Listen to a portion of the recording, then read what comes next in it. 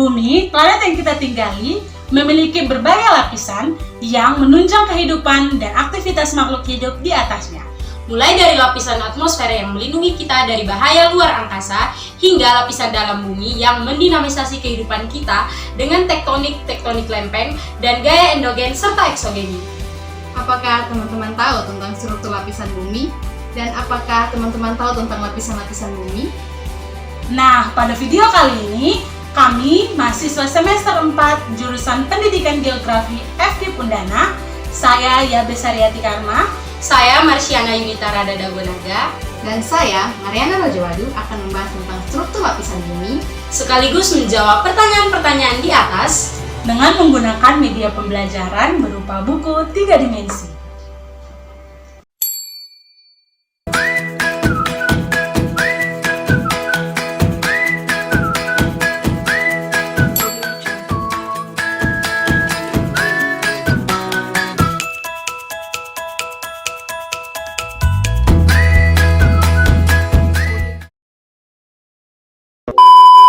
media pembelajaran. Media pembelajaran itu apa sih? Media pembelajaran itu adalah sarana fisik untuk menyampaikan isi materi pembelajaran. Contoh media pembelajaran seperti buku, film, video, alat peraga lainnya. Yang diharapkan dari media pembelajaran ini adalah, yang pertama, materi pembelajaran dapat disampaikan dengan mudah. Yang kedua, proses pembelajaran menjadi lebih menarik dan interaktif. Yang ketiga, efisiensi waktu dan juga tenaga. Dan yang terakhir, meningkatkan kualitas hasil belajar peserta didik. Jadi teman-teman, dengan media pembelajaran ini, peserta didik dapat membayangkan seperti apa struktur lapisan bumi, mulai dari inti bumi sampai dengan kerak keluar bumi.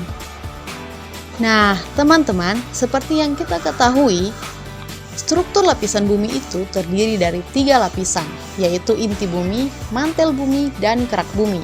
Inti bumi terdiri atas 2, yaitu inti bumi luar dan inti bumi dalam. Mantel bumi juga terdiri atas 2, yakni mantel dalam dan mantel luar.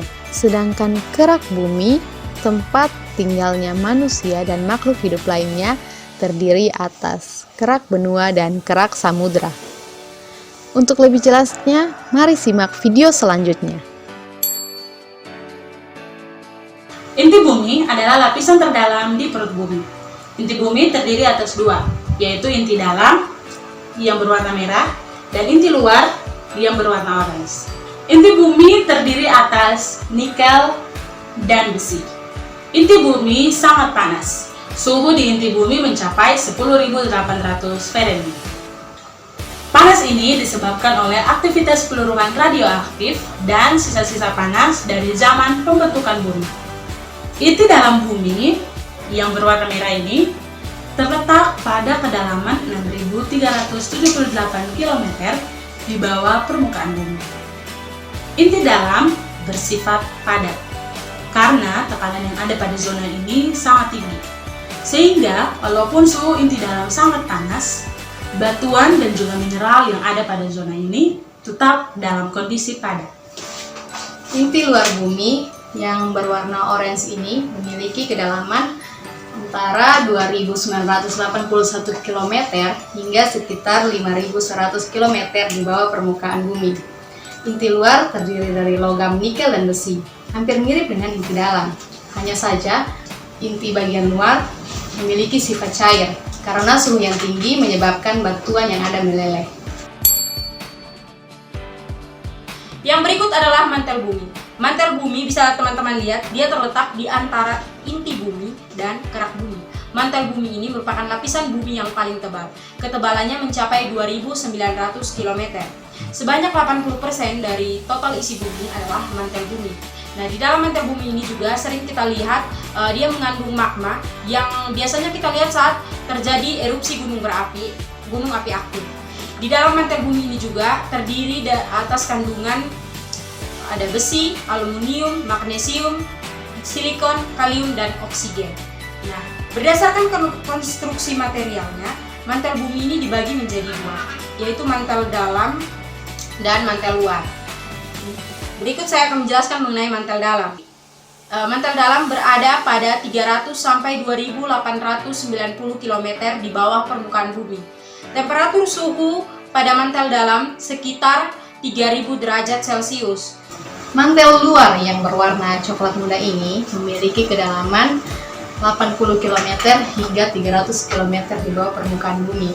Lapisan ini bersifat padat dan plastis dikarenakan tekanan yang tinggi dan suhu yang belum cukup panas untuk mencairkan batuan. Mantel luar ini terdiri dari mineral olivin, piroksen, kalsium oksida, dan aluminium oksida. Lapisan teratas mantel luar pada bagian sini terdapat satu lapisan lagi disebut astenosfer. Lapisan ini langsung bersentuhan dengan kerak bumi atau litosfer. Lapisan ini terdapat pada kedalaman 80 km hingga 200 km di bawah permukaan bumi dengan suhu mencapai 1300 derajat Celcius. Lapisan astenosfer ini berfungsi sebagai pelumas atau bantalan licin yang memungkinkan terjadinya pergerakan lempeng-lempeng di permukaan bumi. Kerak bumi atau yang berwarna coklat ini adalah lapisan terluar yang bersentuhan langsung dengan atmosfer.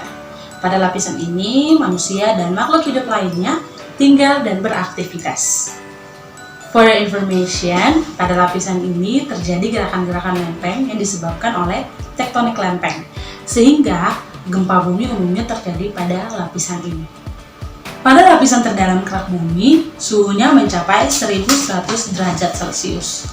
Namun, pada suhu sepanas ini belum mampu mencairkan batuan yang ada pada lapisan kerak bumi, sehingga kerak bumi memiliki sifat yang padat dan plastis.